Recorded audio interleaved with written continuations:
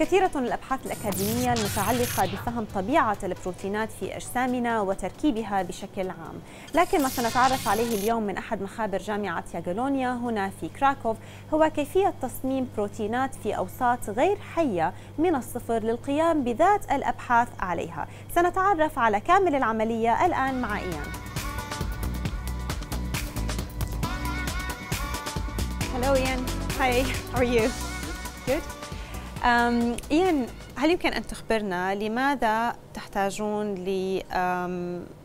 لتحضير البروتينات والإشراف على نموها في بيئة غير طبيعية أو بيئة اصطناعية في هذه الحالة؟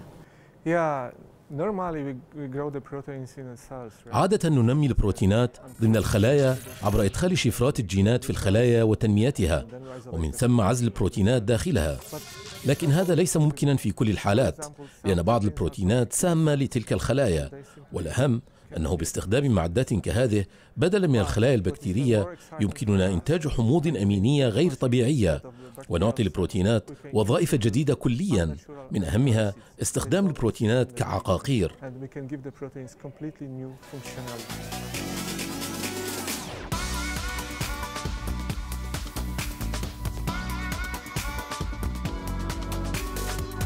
إذن ما هي مراحل بناء بروتين في بيئة غير طبيعية باستخدام هذا الجهاز؟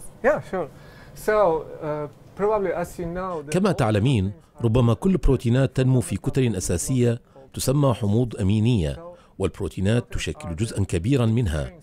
بالنسبة لهذه الآلة تم بناؤها بقسمين: الحجرة الأعلى تحتوي على أنابيب لبناء كتل الحموض الأمينية، ولدينا مواقع لمواد أخرى نستخدمها في عملية التركيب. أما الحجرة السفلى هي عبارة عن مايكروويف، لكنه يختلف عن المايكروويف الذي نستخدمه في المطبخ لتسخين البيتزا أو غيرها. هذا أكثر دقة لأنه يرفع درجة الحرارة بشكل أسرع بكثير ويحافظ عليها بدقة أكبر. جميع الانعكاسات تحدث في حجرة المايكروويف، هذا قلب الجهاز ويسمى مفاعل المركبة التفاعلية. وضمن العملية إذا أردنا أن ننشئ المركب الكيميائي لسلسلة البروتين ما يعرف ببولي بيبتايد، يبدأ الانعكاس داخل هذا المفاعل، حيث يوجد لدينا المادة الصمغية ونضيف إليها كتلة البناء الأولى ونربطهما ببعض، ولتركيب البروتين نضيف كتلة أخرى ونصلهما ببعض، وهكذا نبني سلسلة البروتين من خلال عدة كتل منفردة من الحموض الأمينية. وكم من الحموض الأمينية تحتاج لبناء بروتين واحد في هذه الحالة؟ هذا يعتمد على البروتينات التي نرغب في تصنيعها. البروتينات مركبات كبيرة، وإذا أردنا تركيب لنقل 100 حمض أميني نحتاج لوجود 100 منها هنا. أما سلاسل البروتينات الأقصر تتكون من 10 إلى 30 حمض أميني، هذا يعتمد تماما على نوع البروتين.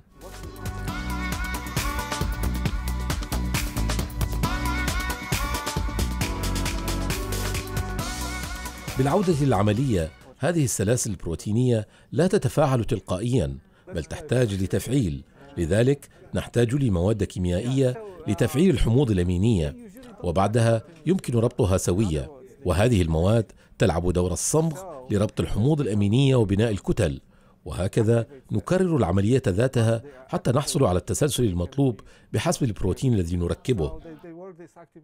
إذن إيان، طلعنا على كامل طريقة تصميم بروتين في وسط غير طبيعي، لكن لم نرى البروتين بعد. أين هو في هذه العملية؟ إنه هنا، إنه على شكل مسحوق أبيض، هذا هو البروتين، وهذا ما يبدو عليه البروتين قبل التنقية، وهذا بعد أن تمت تنقيته.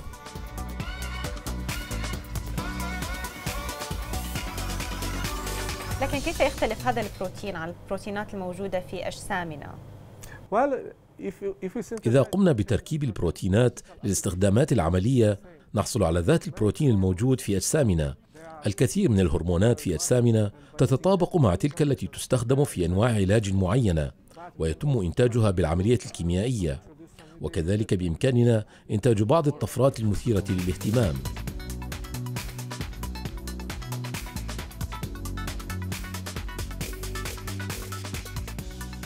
إذن لدينا الآن البروتينات التي قمتم بتطويرها هنا. ما هي استخدامات هذه البروتينات في المستقبل؟ كيف نستفيد منها بشكل عام؟ العديد من هذه البروتينات المركبة تستخدم حاليا مثل الأنسولين وبعض الهرمونات، وهناك سوق كبيرة للبروتينات المستخدمة في العلاج، لكن السوق تنمو باستمرار ونحتاج لتركيب المزيد من البروتينات العلاجية الجديدة.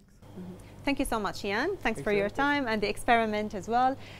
هذا ليس كل شيء من بولندا. زيارتنا إلى بولندا متواصلة، وسنوافقكم بالمزيد من التقارير حول التقنيات المستخدمة في الطب الحيوي وأيضا لأغراض أخرى، لكن المحطة القادمة ستكون العاصمة وارسو. تابعونا في الحلقات القادمة من فورتك.